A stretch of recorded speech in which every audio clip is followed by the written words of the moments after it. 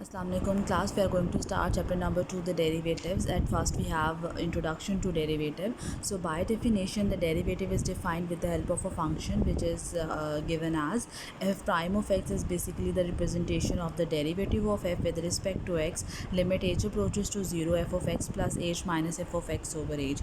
Geometrically, it represents the slope of tangent line. We have already discussed about the slope of tangent line in case of limits, but now we will discuss that how the derivative represents the slope of tangent line. So let's suppose we are having a curve y is equal to f of x, and we are having a fixed point P with coordinates x naught y naught and a point Q with coordinate x y, and clearly this is representing a secant line right now because it is passing through the 2 points on the curve P and Q. So the slope of secant line is change in y over change in x, that is f of x minus f of x naught over x minus x naught. Now we have discussed that the tangent line touch the graph at only one point. So if you want to find out the tangent line at point P with coordinate x naught y naught, it means the tangent line should be like this, that it should touch the graph only at point P. So this secant line will convert to be a tangent line if this point Q approaches to P. Approaches to P means it is very close to P, but not exactly equal to P, but very close to P. So let's suppose x is equal to x naught plus h. So you can see that if as I am going to change the value of h, x will approaches to x naught. So here we are showing that the slope of the secant line will convert to be the slope of tangent line if limit x approaches to x naught, that is the point Q is getting closer and closer to the point P. That's why we are putting limit x approaches to x naught.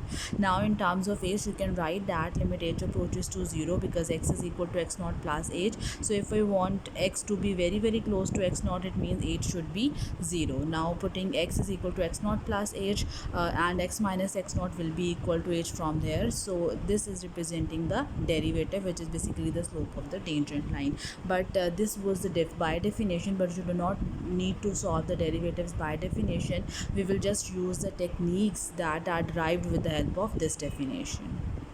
So we are going to start exercise 2.3, the techniques of differentiation. So the first one is the derivative of a constant. So here you can see that it is derived with the help of definition. We have recently discussed that f prime of x will be equal to limit h approaches to 0, f of x plus h minus f of x over h. So because f of x is equal to c, then whatever the value of x, the answer will be, or the image will be c. So f of x plus h will be c, f of x will also be equal to c. So c minus c will be 0, it means the answer is 0. So we are having the first rule that the derivative of every constant function or every constant term is getting 0. Whenever we take the derivative of a constant, it will be 0. So you do not need to use these steps, or you do not need to ask about these steps. You just are going to use this formula that the derivative, or the technique that the derivative of the constant function is always 0.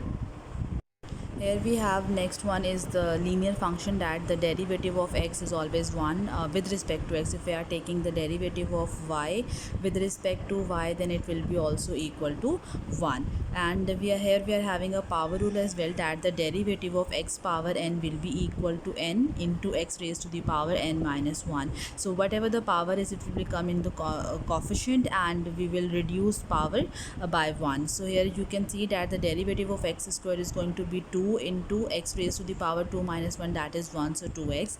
And if I take the derivative of x cube, it will be getting 3x raised to the power 3 minus 1, that is 3x square. So here we have the power rule. Here you can see that the derivative of x power 4 is again 4x power 3. Derivative of x power 5 will be 5x raised to the power 5 minus 1, that is 4, because the formula is x raised to the power n into x raised to the power n minus 1. N x raised to the power n minus 1. So when we have derivative of t power 12 with respect to t, it will become 12. 12 minus 1 is 11, so 12 into t power 11. Next we have the derivative of square root of x. Now square root of x, we know that it means we are talking about x raised to the power 1 by 2. So applying the power rule over here, 1 by 2 x raised to the power 1 by 2 minus 1, that is minus 1 by 2. So here we have 1 by 2 square root of x. This is the same one as we have already discussed about the limit, that whenever we are having addition or subtraction of the functions, you can just separate out the limit. Similarly, derivative is basically defined with the help of limit. So whenever we are having addition or subtraction of the two functions, you can apply the derivative separately, and then we will add the or subtract the answers. So here we have question number 4, exercise 2.3. Y is equal to 1 by 2 into x power 4 plus 7, and we have to find the derivative. So here is a representation of the derivative dy by dx, or you can write represent it with the help of f prime. We have discussed, so f prime of x as well. So dy by dx is equal to 1 by 2.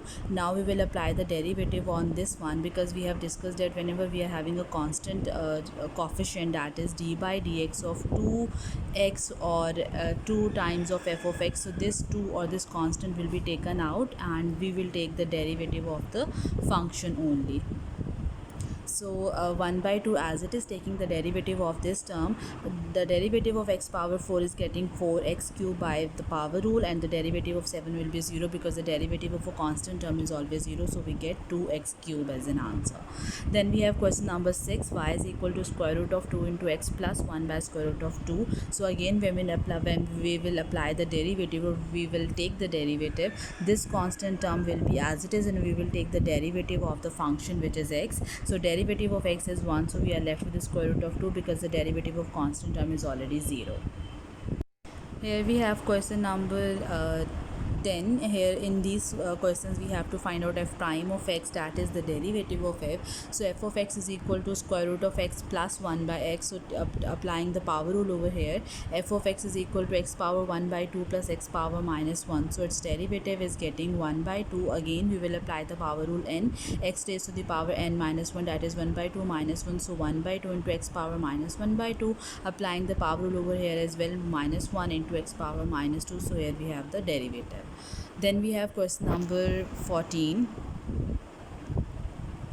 F of x is equal to cube root of 8 by x. Now cube root of 8 over cube root of x, cube root of 8 is simply 2, and cube root of x means x power 1 by 3. So the function is simplified in the form 2 into x power minus 1 by 3. Now when we will apply the derivative on it, the constant term will be as it is, and we will apply the derivative on this variable or the function. So applying the power rule again, n as it is, that is minus 1 by 3 into x raised to the power minus 1 by 3 minus 1. So here we have the derivative.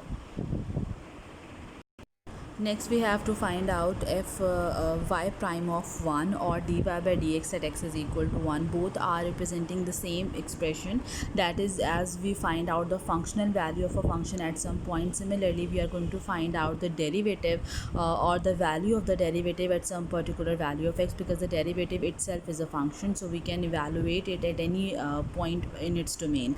So y prime of 1 is basically the value of the derivative at x is equal to 1. So you can use the representation dy by dx at x is equal to 1 as well, or y prime of 1 as well. So here we have question number 18, in which we have to find out y prime of 1, and y is given to be x raised to the power 3 by 2 plus 2 whole divided by x. So we will simplify the function first. So x raised to the power 3 by 2 minus 1 into 2x power minus 1. We have taken this denominator into the numerator. So here we get x power 1 by 2 plus 2 times of x power minus 1. Now we will apply the power rule on it.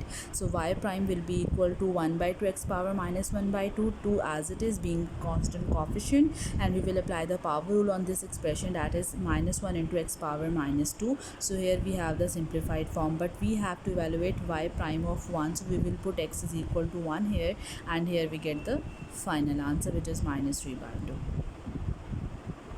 Next we have question number 22, in which we have to evaluate dy by dx at x is equal to 1. So again, we are given with the function y is equal to 1 plus x square plus x cube plus x power 4 plus x power 5 plus x power 6 whole divided by x cube. So we will simplify it by taking this denominator into the numerator with x power minus 3. So here we get x power minus 3, x power 1 plus x power 1 into x power minus 3 is going to be x power minus 2, because we know that whenever we are having a product of two same bases, we can add the power. So we will get x power 1 minus 3.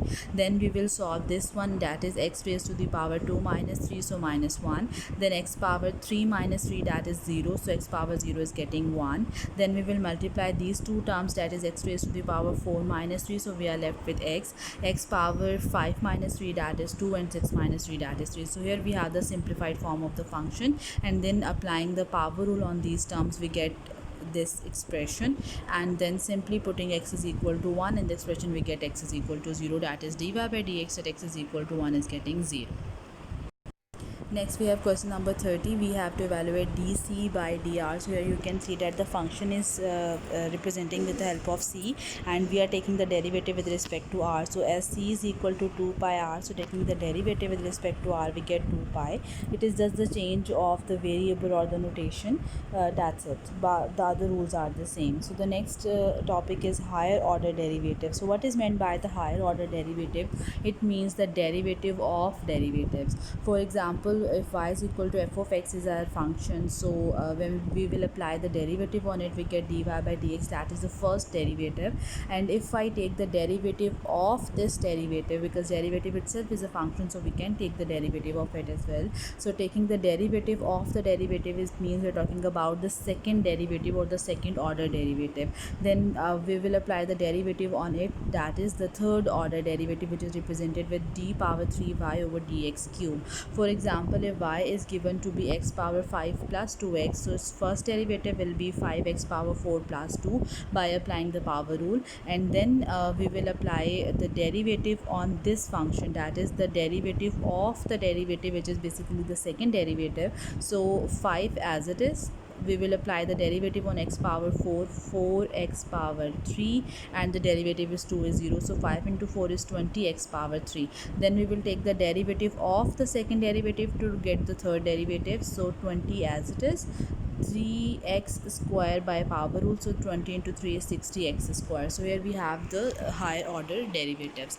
As we know that we can represent the derivative with prime as well, so f prime is representing the first derivative, here we have second derivative, here we have the third derivative, and this is representing our fourth order derivative. So 4 and on so on, the derivatives are represented with the help of this. So if I write f power 5, it means I'm talking about the fifth order derivative of the given function.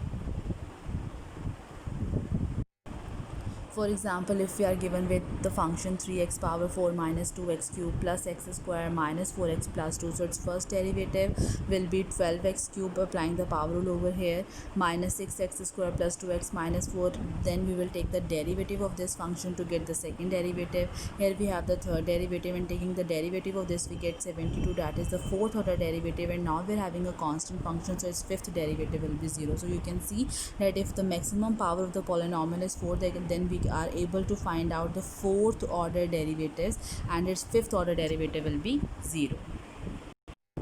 Here we have question number 42, in which we have to find out d square y by dx square, that is the second order derivative. So the function is given to be x power 3 minus 5 into 2x plus 3. So at first we will simplify the expression, and we get 2x power 4 plus 3x cube minus 10x minus 15. Taking the derivative, we get this expression, and taking the derivative of the derivative by using the power rule, we get this expression.